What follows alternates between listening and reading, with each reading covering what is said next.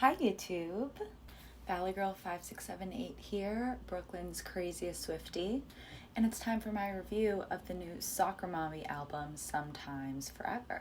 This is the third full-length LP from Sophie Allison, aka Soccer Mommy, following her critically acclaimed Color Theory from 2020. I was a huge fan of that album. I love that album. I love her in general. I love her music. And yeah, I'm really excited to get into this review. The sound of this LP is very much a combination of the sounds of her last two LPs, plus a little something extra. On first listen of this album, I immediately got a very obvious 90s and 2000s influence sonically, more specifically grunge and classic rock. A couple songs on this album, specifically Unholy Affliction and Darkness Forever, sounds almost straight out of a Nirvana album. It literally sounds like if fucking Kurt Cobain was singing it, it could be a fucking Nirvana song. It makes complete sense for her as an artist, and what she's done previously, whether it's sonically or thematically. It's very fitting and it feels very satisfying to listen to. The album in general is very sonically and thematically cohesive. She's not necessarily grappling with any new themes for her compared to her last two albums. We are still with, the two main themes that Allison likes to talk about, and that is depression and love and how they interact and how the world has failed almost everyone. Every song on this album was written by her and produced by Oneohtrix Point Never, which is a slay. So getting into the album, the first track is titled Bones. Out of all the songs on the album, this song sounds the most like the tracks from her last two albums. Even thematically, this song is most similar to her last two albums, given just the theme of self-doubt in the sense of, I want to be the right person for you, but I know I'm not. There's no way I am. I'm clearly not. Before you hear the musical outro of this song, you don't get an immediate sense that this album is going to have a different sound from her last two albums. It almost sounds like it's going to go back to the sonic aesthetic of her 2018 debut LP, Clean. But then the outro is this kind of like grungy, rocky, guitar outro, and then the beginning of the next song, With You, is this insane guitar riff. That's when you kind of get the hint, okay, she's still staying within her like her indie alternative pop realm, but she is adding a bit of other extra influence, and she is feeling rock and roll.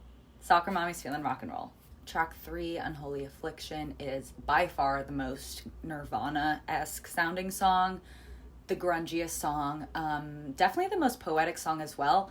When I was looking at the lyrics, trying to kind of like figure out what the fuck this song is saying, I couldn't fully wrap my head around it, and that's not necessarily a bad thing. This song, alongside Bones, was one of the singles we got ahead of the full album release last week, and the next track, Shotgun, was the leading single and is by far my favorite track on this album. It is so catchy, it's so addictive. I just love it.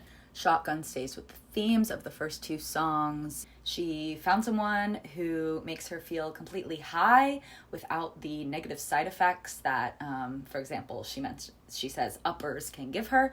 And so all she wants to do is be able to, get her hands on this person whenever she can. So whenever they're available, whenever they want her in the same way.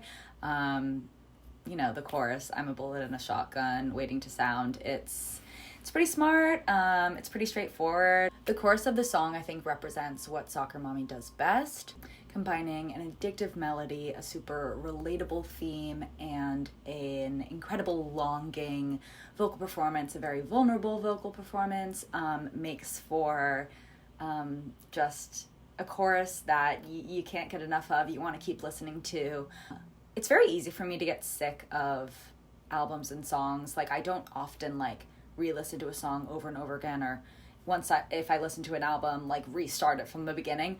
But I've been doing this with this album, and what this chorus shows is one of the main reasons of why. Following Shotgun is New Demo, which was the last single we got before the full release of the album. This is when she pulls away thematically a little bit from love and starts grappling with depression, mental health, the state of the world, and how that all interacts. New Demo is very clearly a call out to capitalism and, you know, the patriarchal society we live in, and how it, affects every single individual's mental health, thoughts, feelings, and hopes and dreams. She really spells out, I think, how most young adults and teenagers are feeling right now.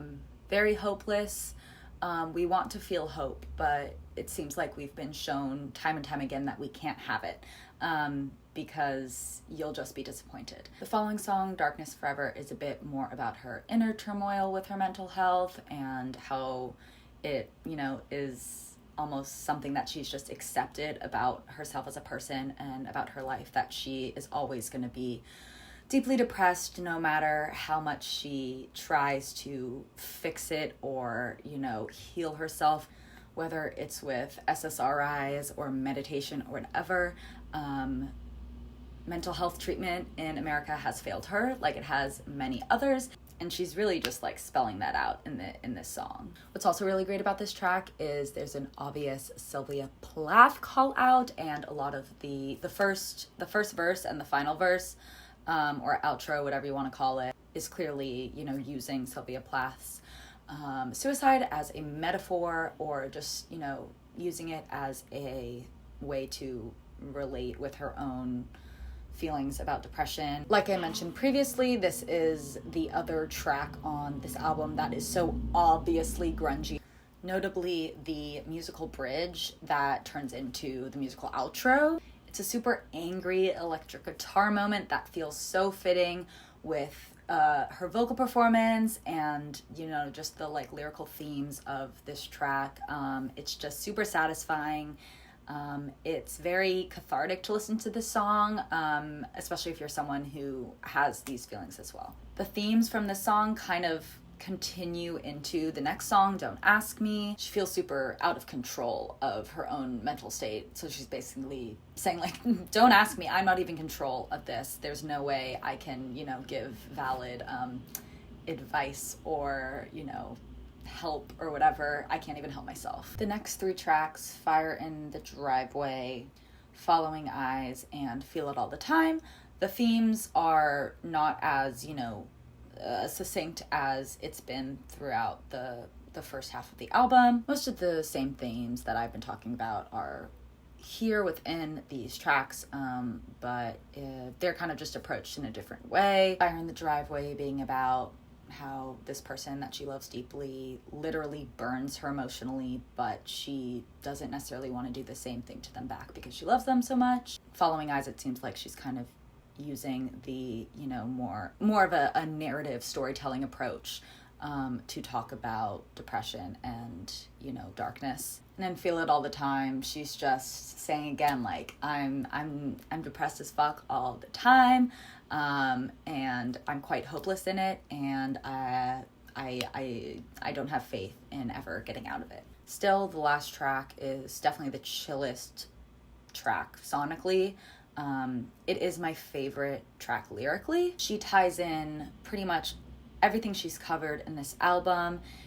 She ties it in with different meanings of still, whether she's standing still, her life stands still, or at the end, she did it still. It's so lyrically smart, it's so thematically smart, it's such a good album ender, the way she, it really feels like a conclusion paragraph of a well-written essay. But yeah, overall, I really like this album. I do think I like Color Theory a little bit more. I think Color Theory, it's really hard to say. I don't love comparing artists' works, but it has to be done. It's kind of what I'm doing here. I do think Color Theory was just a bit more deep and the lyrics were a bit stronger. And, you know, she was making music that was a bit more fresh than this feels. However, this album definitely feels like, you know, grown-up soccer mommy. It feels like a very clear development in her musical career, and that's always, you know, lovely to see. She's literally, like she says, she's 22 going on 23. She is so young. So I look forward to seeing what more we get from her in the future, and, you know, thematically too. Like, I really do hope one day, like, we, you know, obviously, like, so much of what pulls me into Soccer Mommy is the themes she grapples with in her music, but one day I would love to hear something not as tragic from her, although maybe I wouldn't like it as much. So I don't know. That's an interesting thing to think about. I'm gonna go ahead and give this album a strong 7. If you like this video, please subscribe. There are more videos from me like this in the future. Leave in the comments anything, you know, any new albums coming out within the next few weeks that you want me to review. And yeah, I will talk to you soon. Bye.